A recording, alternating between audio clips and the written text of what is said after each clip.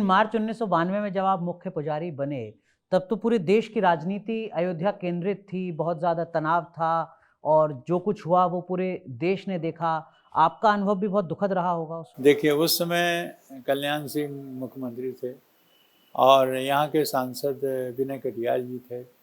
विश्व हिंदू परिषद यहाँ प्रभावशाली के रूप में अयोध्या में था। उसने हमको मुख्य पुजारी के रूप में नियुक्त किया। हालांकि परेशानियाँ बहुत रही, लेकिन कोई ऐसी समस्या नहीं आई कि जिसको हम निराश हमको होना पड़े।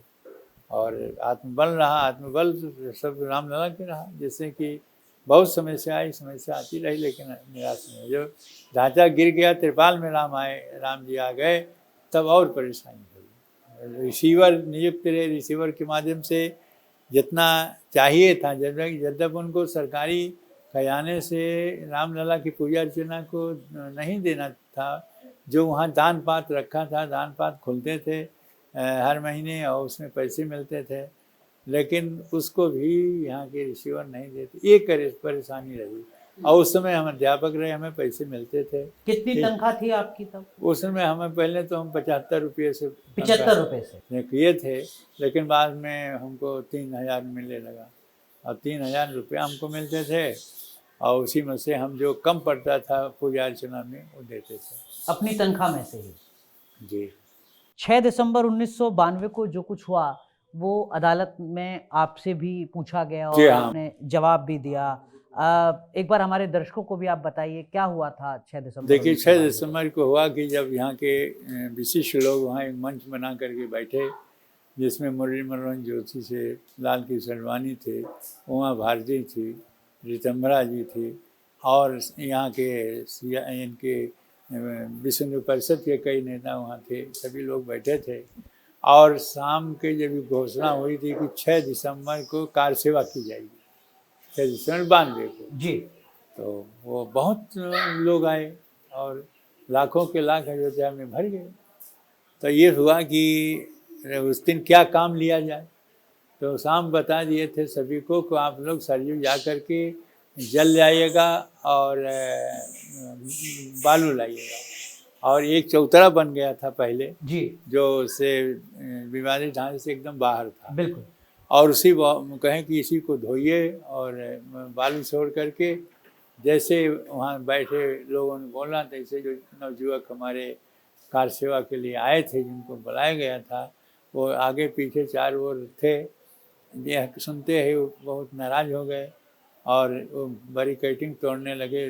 बैरिकेडिंग तोड़ करके चारों ओर से फिर उस विवादित ढांचा में पहुंच गए और उसको सामान तो रहा नहीं कोई, लेकिन वहाँ काय हुआ था, एक जो शेषा अवतार के मंदिर बनने की चौतरा उतरा बन गया था, तो उसके सामान थे वो मिल गए और कुछ लोगों ने भारी सहयोग दिया।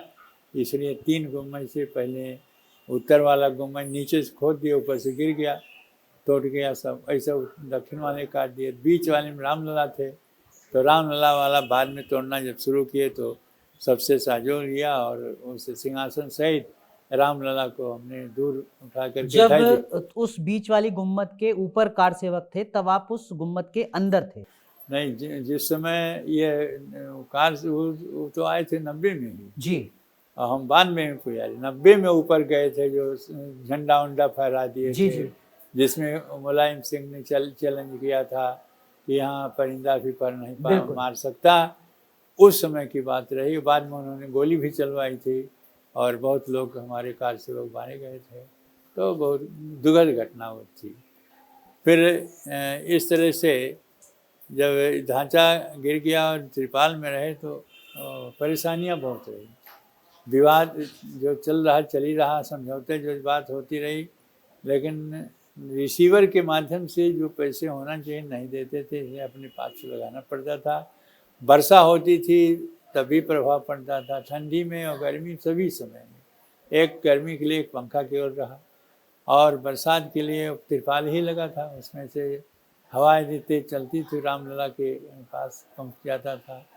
और इसी तरह से गर्म ठंडी में रजाई ओढ़ा। मुख्य पुजारी के तौर पर, एक संत के तौर पर, सन्यासी के तौर पर और एक सनातनी के तौर पर आपको भी बहुत पीड़ा होती होगी, कई बार आंखों में आंसू आए देखिए, होंगे आपके? भगवान कहते हैं अहम भक्त है पराधीन, ना हम बसामि वैकुंठे योगी नाम हृदय न च मद भक्ता जब गायंती तत् तिष्ठामि नारदा। नारद से ने यह भगवान कहते हैं कि हम वहीं रहते हैं जो हमारे भक्त गाया करते, जो हमें भाग बुलाते हैं।